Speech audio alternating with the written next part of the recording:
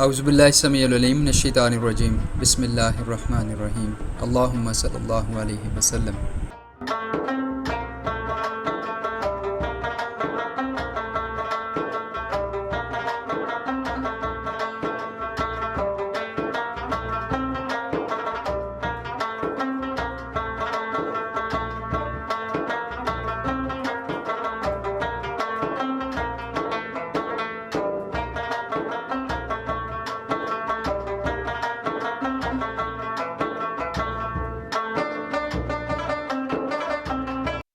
Western media, NGOs, liberal groups اور ہمارے ضرورت سے زیادہ آزاد میڈیا نے احمدیوں سے متعلق کچھ پرسیپشنز کریٹ کر دی ہیں۔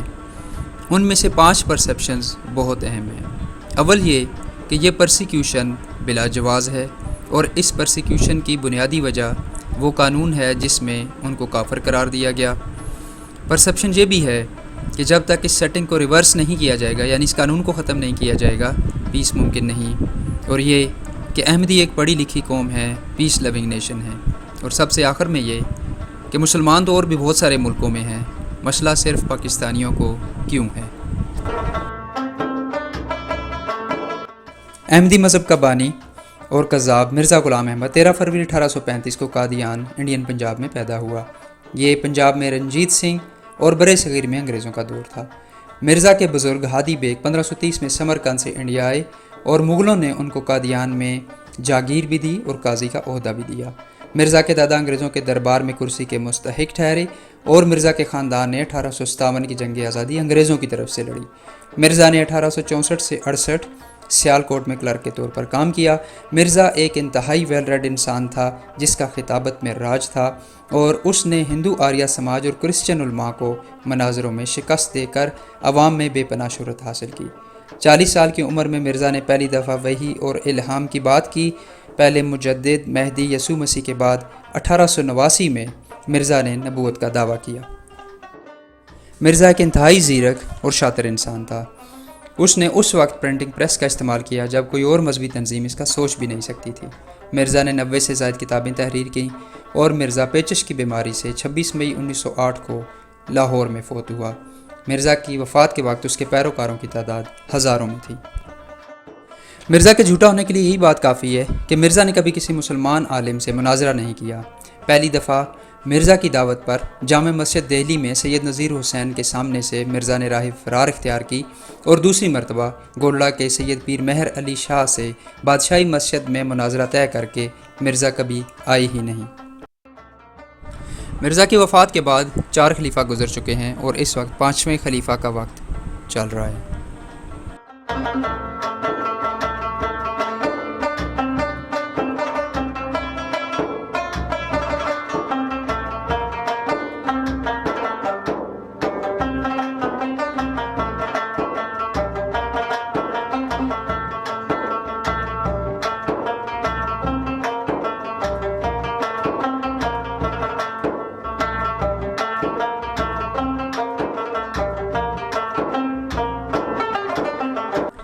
1913-14 کے لگ بھگ جب پہلے خلیفہ کا دور گزر رہا تھا، تو مرزا کے بیٹے مرزا بشیر نے مرزا غلام احمد کو نبی لکھنا شروع کیا، اور یہ بھی لکھا کہ جو بھی اس کو نبی نہیں مانے گا وہ اسلام سے خارج ہو جائے گا۔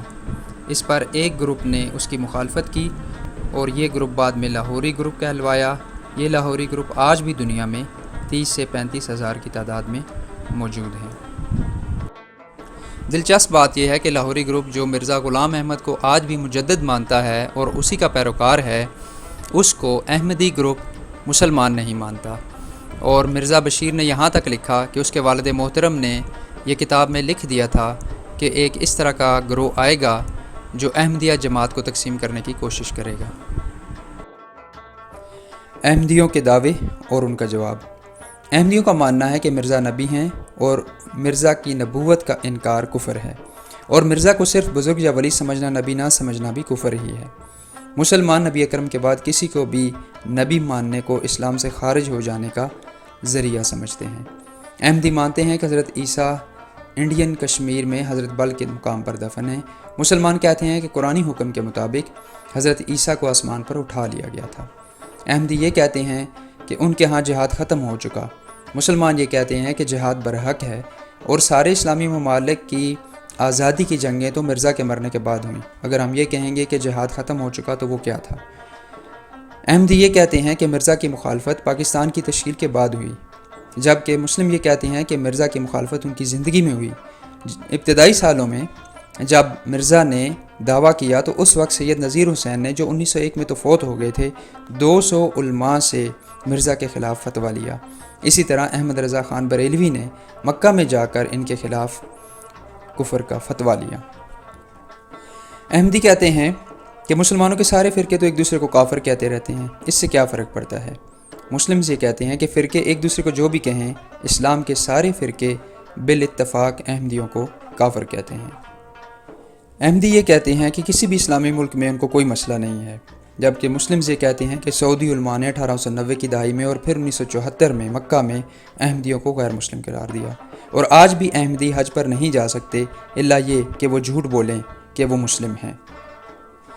احمدیوں کا کہنا ہے کہ مسلمز اگر نہیں بھی مانیں گے تو دنیا بھر کے لوگ تو انہیں مسلم تسلیم کرتے ہیں۔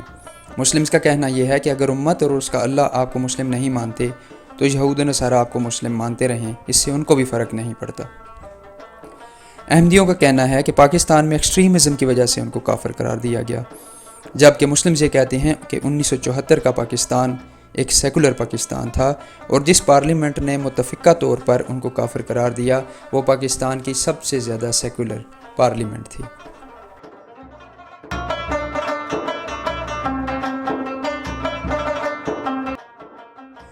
تو ایک بہت اہم سوال یہ ہے کہ اگر یہ دین جھوٹ پر مبنی تھا تو اس کو اتنی پذیرائی کیسے اور کیوں کر ملی کہ آج ان کی تعداد کم و بیش 1 کروڑ تک پہنچ چکی ہے۔ 1857 کی جنگ آزادی کے بعد برے صغیر مسلمانوں کے لیے قیامت کا ثابت ہوا۔ پنجاب، یو پی اور ملحقہ علاقے انگریز فوج کی بھرتی کے علاقے تھے۔ 1857 میں اسی فوج نے انگریز سے بغاوت کی۔ اس بغاوت کے جرم میں ظلم و استبداد کی انتہا کر دی گئی۔ شاید ہی کوئی گھر آفت سے بچا ہو، اور شاید ہی کوئی نام کا عالم بھی انتقامی کارروائی سے محفوظ رہا ہو، سوائے مرزا اور ان کے حواریوں کے، جو کہ پرنٹنگ مشین اور انگریز کے ایما کے زور پر اپنے آپ کو نیم البدل کے طور پر پیش کر رہے تھے۔ اس ابتلا کے دور میں امت امام مہدی کو دیکھ رہی تھی جو ان کی مدد کرے، اور مرزا نے اپنے آپ کو امام مہدی کے طور پر ہی پیش کیا۔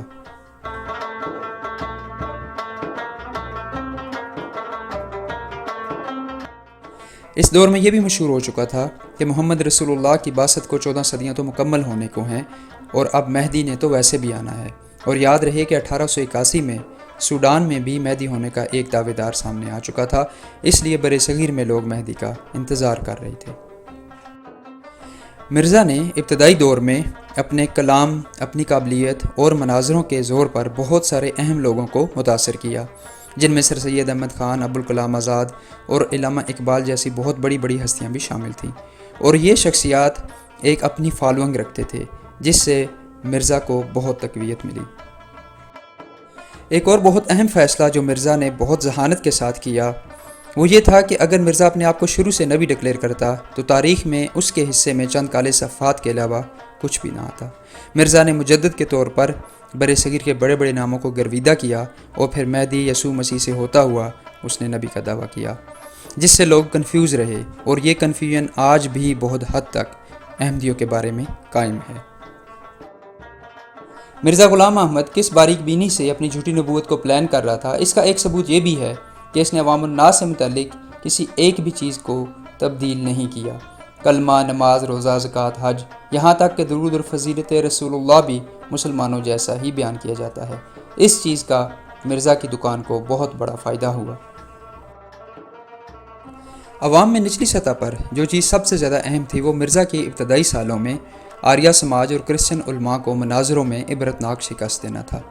برے صغیر کے مسلمان جو انگریزوں اور ہندوؤں سے عام میدانوں میں تو پٹ رہے تھے، اس جذباتی جیت پر مرزا کو دل ہی دے بیٹھے، اور پھر مرزا نے ان کے ایمان کو ہی ذبح کر ڈالا۔ مرزا صاحب کی اپیل کی سب سے بڑی ٹیکنیکل وجہ پرنٹنگ مشین کا استعمال تھا۔ اس دور میں کوئی بھی مذہبی تنظیم اس کا سوچ بھی نہ سکتی تھی۔ جب مرزا نے انگریزی حکومت کے دل یعنی پنجاب کے ہر گھر میں اپنا لٹریچر اسی پرنٹنگ مشین کی وجہ سے پہنچایا۔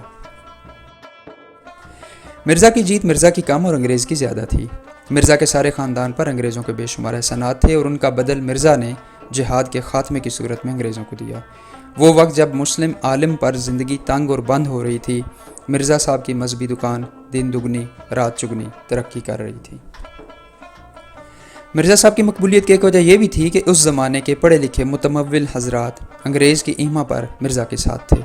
غریب اور عام آدمی کو انگریزی دربار اور عدالت میں جان پہچان کا ذریعہ مرزا کا دین بن رہا تھا۔ ان ساری وجوہات کی موجودگی میں اور مرزا صاحب کی کمال کی ذہنی استطاعت و قابلیت اور مکر و فریب نے مرزا صاحب کو اس دور کے سیدھے سادے انگریز ستائے عالموں کے مقابلے میں بدر کا چاند کر دیا تھا، اور اسی وجہ سے مرزا صاحب جھوٹ پر مبنی سب سے بڑی اسلام دشمن عمارت بنانے میں کامیاب ہوئے۔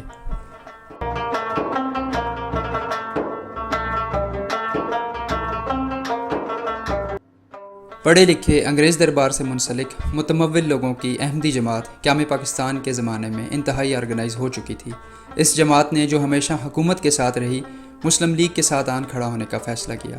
اس پر ظلم یہ ہوا کہ مسلم لیگ کو سیکولر اور احمدیہ کو کافر سمجھنے والی مجلس احرار مسلم لیگ مخالف کیمپ میں شامل ہو گئی۔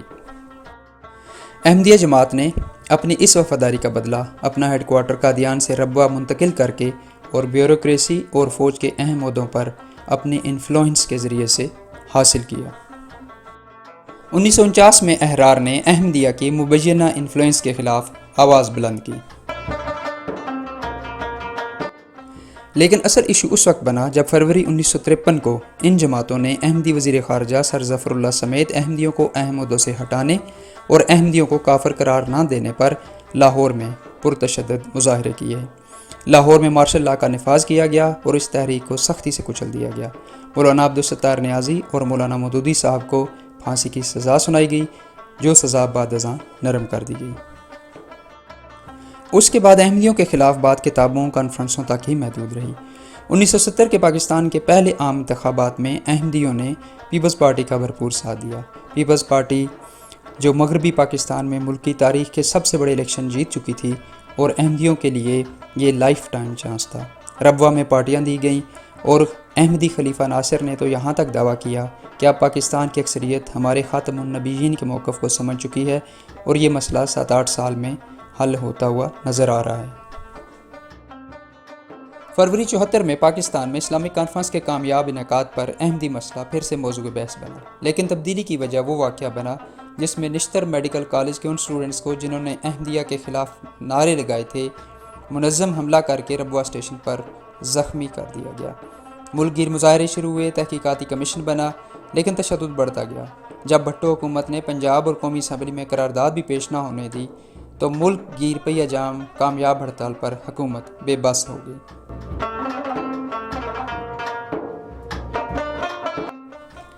اسی دوران سر ظفر اللہ نے لندن میں پریس کانفرنس کی جس میں اقوام متحدہ کو پاکستان میں مداخلت کی دعوت کا خط لکھا گیا۔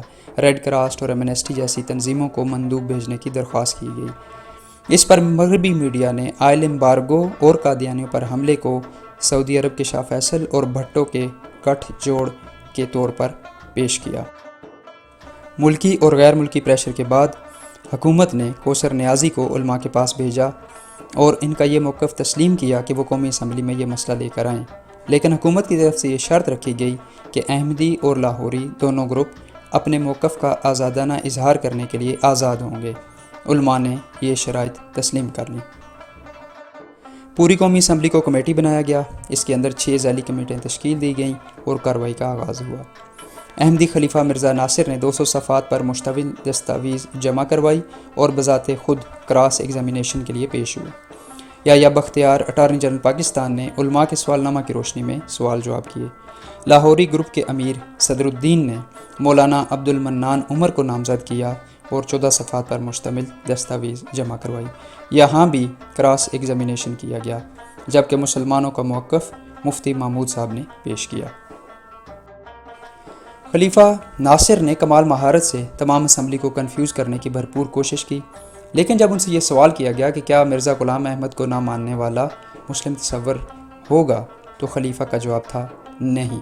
یوں مرزا ناصر نے اس اسمبلی کے سامنے جس کے سامنے وہ کھڑے تھے اسی کو کافر قرار دیا۔ یوں یہ مذہب سے دور قومی اسمبلی بھی اپنا ایمان بچانے پر مجبور ہو گئی اور دونوں گروپوں کو متفقہ قرارداد کے ذریعے سے غیر مسلم قرار دیا گیا۔ بعد کے ایک انٹرویو میں اسپیکر صاحبزادہ فاروق علی نے اعتراف کیا کہ مرزا کو نہ ماننے والوں کو کافر کہنے کے بعد احمدی گروپ پر فیصلہ واضح ہو چکا تھا اور شاید لاہوری گروپ کو مرزا کی نبوت سے انکار پر گنجائش ملتی ہوئی نظر آ رہی تھی، لیکن جب ان کو کراس ایگزامن کیا گیا تو وہ احمدیوں سے زیادہ کنفیوز اور نظریاتی طور پر احمدیوں کی سوچ پر ہی تھے، اس لیے ان دونوں گروپوں کو غیر مسلم قرار دیا گیا۔ احمدیوں نے اس فیصلہ کو تسلیم نہیں کیا۔ ظفر اللہ نے اسی پارلیمنٹ جس میں ان کے خلیفہ پیش ہو چکے تھے یہ کہہ کر مسترد کیا کہ کوئی پارلیمنٹ مذہب پر تو فیصلہ کر ہی نہیں سکتی، جس پر لا منسٹر حفیظ الدین پیرزادہ نے ان کو یاد کروایا کہ برٹش پارلیمنٹ 1919 میں سکھوں کو علیحدہ مذہبی حیثیت دے چکی ہے، جبکہ انڈین ہائی کورٹ ان کو ہندو مذہب کا ایک حصہ پہلے سے قرار دے چکی تھی۔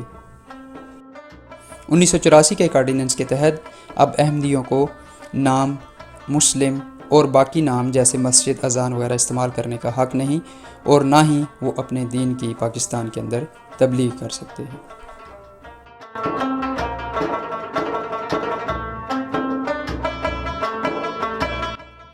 احمدیوں نے اسلام کے دوسرے سب سے اہم ستون رسالت کی صریحاً توہین کی۔ احمدی مذہب جھوٹ اور مکر و فریب کا پلندہ ہے، بانی سے لے کر اس کی عام عوام تک سب اپنے مذہب کے بارے میں جھوٹ بولتے ہیں۔ احمدیوں نے دوسرے سارے مسلم کو کافر قرار دے کر اپنے قبرستان، نکاح، جنازے علیحدہ کر کے خود سے علیحدگی کا عمل شروع کیا۔ 1974 کے قانون نے تو ان کی اسی علیحدگی کو صرف قانونی شکل دی۔ احمدیوں کو پاکستان کی سب سے بڑی سیکولر جماعت کے سب سے بڑے سیکولر لیڈر اور سیکولر اسمبلی نے ان کے خلیفہ کو بھرپور موقع دینے کے بعد متفقہ طور پر غیر مسلم قرار دیا۔ احمدی ماضی میں بھی برٹش کے اعلی کار بنے اور آج بھی ویسٹ کی ڈارلنگ ہیں، جن کا کام اسلام میں کنفیوژن پھیلانا اور لوگوں کو اسلام سے متنفر کرنا ہے۔ احمدیوں کو ساری دنیا کے مسلمز غیر مسلم تصور کرتے ہیں، اسی لیے وہ حج پر بھی نہیں جاتے، سوائے ان کے جو ان کو جانتے نہیں۔ اور سب سے اہم کنکلوژن تو یہ ہے کہ ہم پاکستانی مسلم بھی شاید ان کے بارے میں نہیں جانتے۔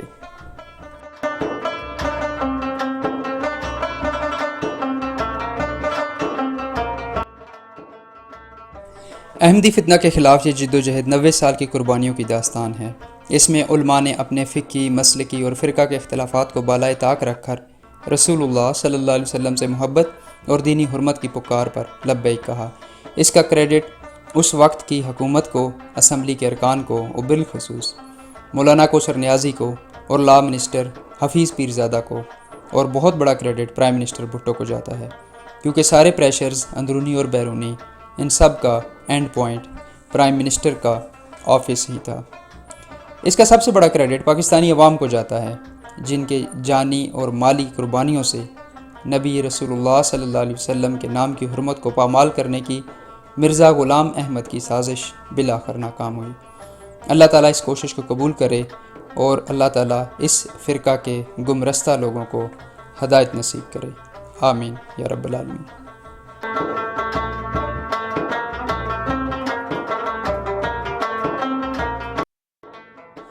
5 اہم سوال اور ان کے جواب۔